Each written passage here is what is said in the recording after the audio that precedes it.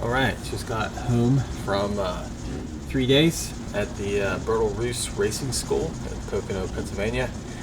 Bertil was a Formula 1 driver. Very brief stint in Formula 1, 2 laps in 1974. But don't let that undermine just how legit of a road racer he was. The school uses basically a Formula 4 2000. It's basically the Skippy from iRacing, if you're familiar with that. 4-cylinder Pinto motor, outboard suspension, fiberglass body, street tires, a little bit more forgiving and probably a lot cheaper for these guys that probably going through a lot of tires for their schools. Cockpit, pretty tight fit, pretty uncomfortable seat. Adjustable. Look, it's got to be sort of made for everybody. So I've got quite a few bruises in places I never imagined, like rib cage, all bruised up, sort of shins from banging on the rack and pinion. But the hardest part about those cars is the gearbox, running dog ring gearbox, like a legit racing gearbox. No sequentials, no sequencers. So you really got to match the engine revs, gearbox revs, and sort of the output shaft or the drive wheels. Make sure all those pieces are all synced up, rotating at roughly the same speed. So basically the dog ring got sort of 2 or 4 prongs on it, and then there's sort of a matching ring that's got 4 sort of notches in it. And those things are spinning. You got to sort of make sure that they're spinning close enough of an RPM that those pins will lock into those notches. Sounds simple, but the catch is that when you push the clutch in, the motor is no longer spinning the gearbox. And so when you're driving your street car, you sort of press the clutch in, pop it out of gear, pop it in the next gear, and away you go. But here, if you do that, the gearbox will slow down, and you won't be able to actually match it up with the drive wheels. So you have to. There's a sequence of sort of like pop into neutral, roll your foot, rev the gas, press the clutch, pop it into the next gear when you're doing your downshift. I was sort of treating it as sequential. The reality is you just sort of mash it all together very quickly, and it ends up working. So.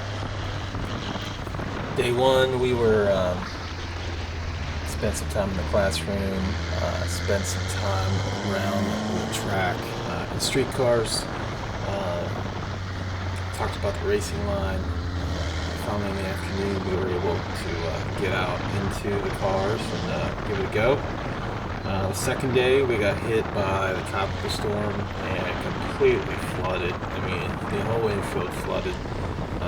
This one guy's Subaru STI got flooded. Had to get it towed. It was a real mess. But day 3 ended up being beautiful. Got lots of time on the track, and really just really got to enjoy the experience.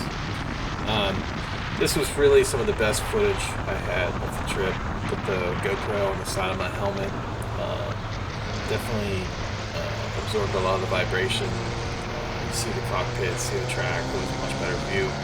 I overlaid some additional video I took as sort of you do your stint, and then you go out with your instructor and talk about what you did and watch other drivers. So I was taking some videos, some other folks, overlaid that on top of me driving just to give the points on these tracks a little bit different of a vantage point. So these aren't necessarily the same car, but it's the same part of the track. Due to the rain, we ended up probably getting 6 sessions, I think, on day 3. It was just a real joy to get that many laps. It's just repetition, try to get a really good lap out, really get that perfect lap. So coming up here at the end of the clip is best lap of the 3 days. I'm just going to walk you through it. So this is the last session, last lap. So coming down here to front stretch down past the pit stretch. This is probably the unofficial start finish. A little kink to the right, a little hump there you want to avoid. Hard braking, turning the next to last cone, clip that dirt, turn left, barely touch the apex, and use all that track on the exit. Line it up with the black on the wall, turn in, slide it all the way onto the concrete. That concrete will save your butt. Turn the second cone.